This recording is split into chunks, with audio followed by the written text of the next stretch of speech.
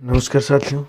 बांग्लादेश जो भाई भाव में हालत हो सारी एवं भी जो भाई भाव में बांग्लादेश हिंदू मान को प्रताड़ना करने सहित जो इस्कन धर्मर गुरु चिन्मय दास को जो भाई भाव में अरेस्ट करमको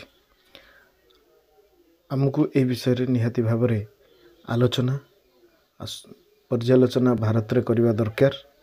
मु प्रत्येक ओडिशावासी हिंदू मान को कहीदे जो मैंने भाईचारा कथा कहते ओडिशा रे जो दल हो कि कौन सी पंथ कि कौन सी हिंदू माने भी कहते कि भाईचारार नहीं रखापी गंगा जमुना तहजीब तेबे मु जानवा चाहूँगी कि ये विषय रे आपण मैंने कहीं भावुना कि बांग्लादेश रे जो भली भाव में संथ मान हो कि कौन सी हिंदू मान हो एभली अत्याचार होची ए विषय रे ये कथा को कहीं गंभीरतार सहित आमे माने न नेबा कहिबार कारण एइथिपई होची काली पाकिस्तान रे भी थिले हिंदू जो भली भाव में ट्रेन रे कटा है तांको शव आसीथिला पुणी बांग्लादेश पाकिस्तान टू अलग है पुणी बांग्लादेश मुसलमान का नारे बनिला एवं बांग्लादेश रे रहुथिबा हिंदू एबे जेतेबेले मेजोरिटी मुस्लिम हो सारी माइनॉरिटी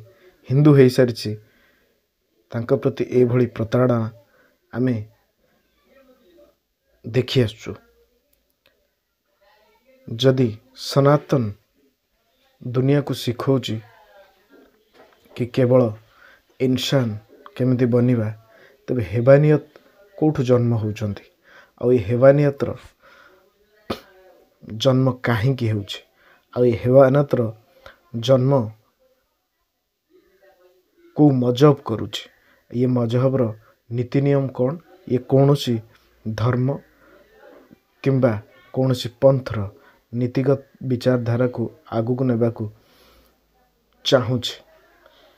मु कहिबार अर्थ होचे या कि आमे जदि ये विषय को संवेदनशील भाव में न नेबा ताहले आगु को हुए तो भारत रे एमिति घटना घटी पारे।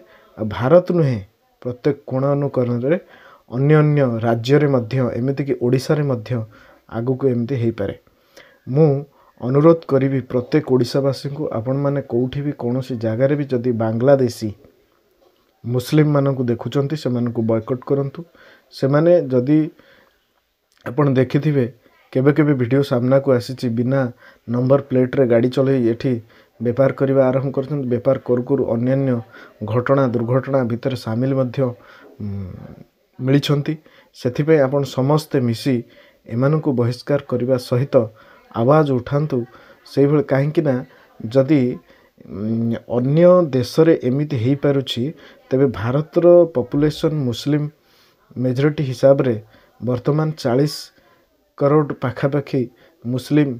तबे आपण माने भाबंतु कौन आपणकर कौ भली स्थान रे रहिबो आ कौ भली भाव में प्रताड़ना मध्य सहिबो से विषय रे आपण निजे विचार करंतु रे संवेदन हुअंतु।